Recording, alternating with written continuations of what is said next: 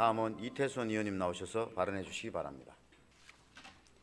존경하는 대구 시민 여러분, 안녕하십니까? 달서구 출신 이태손 의원입니다. 오늘 본의원은 탄소 중립 시대를 대비하기 위한 자연순환 정책의 필요성을 강조하고 이를 구체적인 방안들을 제안하고자 이 자리에 섰습니다. 현재 전 세계적으로 심각해지고 있는 기후 위기는 지구 온난화와 밀접한 관계가 있으며 이를 초래한 주요 요인 중 하나는 온실가스 배출량의 증가입니다. 유엔 산하의 기후 변화에 관한 정부 간 협의체에 따르면 산업화 이후 온실가스의 증가로 120년간 지구 평균 온도가 약 1.2도 상승했으며 이러한 추세가 이어질 경우 80년 후 지구 온도는 약 3도 상승할 것으로 예상된다고 합니다. 만약 지구 온도가 2도 상승한다면 폭염, 홍수, 해수면 상승 등 기후 재앙의 발생 빈도가 지금보다 훨씬 높아질 것이라고 합니다. 3도 상승은 그보다 더 심각한 관계로 초래할 것이며 그 피해는 상상하기도 어려울 정도로 치명적일 것입니다. 이에 탄소 중립을 위한 정책적 노력은 더 이상 선택이 아닌 필수가 되었고 세계 각국에서는 탄소 중립을 위한 다양한 정책을 수립하여 추진하고 있습니다. 그중 폐기물 자원순환 정책은 가장 효과적인 방법으로 주목받고 있습니다. 이에 대구시도 2022년 탄소 중립 기본 조례를 제정하여 2050년까지 탄소 중립을 목표로 한 제도적 기반을 마련했으며 지금까지 탄소 중립 정책의 일환으로 제로웨이스트 자원순환 모델 발굴, 일회용품 사용 규제 등을 추진해 왔습니다.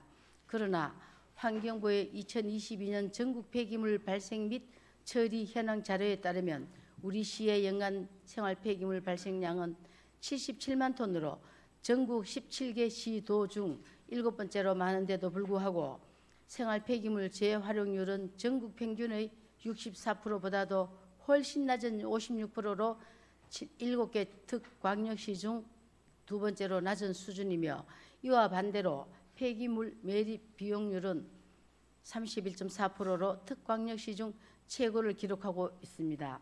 이처럼 우리 시의 폐기물 자원순환 수준이 상당히 저조한 바 이를 개선하기 위한 몇 가지 방안을 제안하고자 합니다.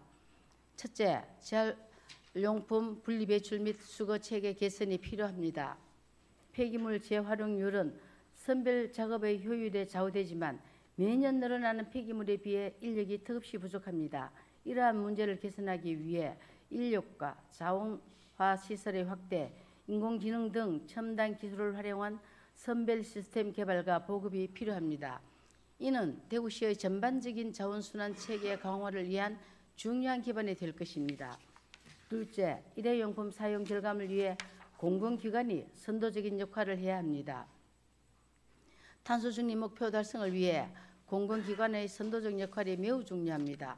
공공기관에서 일회용품 사용을 줄이는 정책을 앞장서 실천하며 시민들에게 자연순환의 필요성을 알리고 실천 방안을 제시해야 합니다. 이러한 노력은 탄소 중립 사회로 나아가기 위한 공동체 의식을 형성하는 데 기여할 것입니다.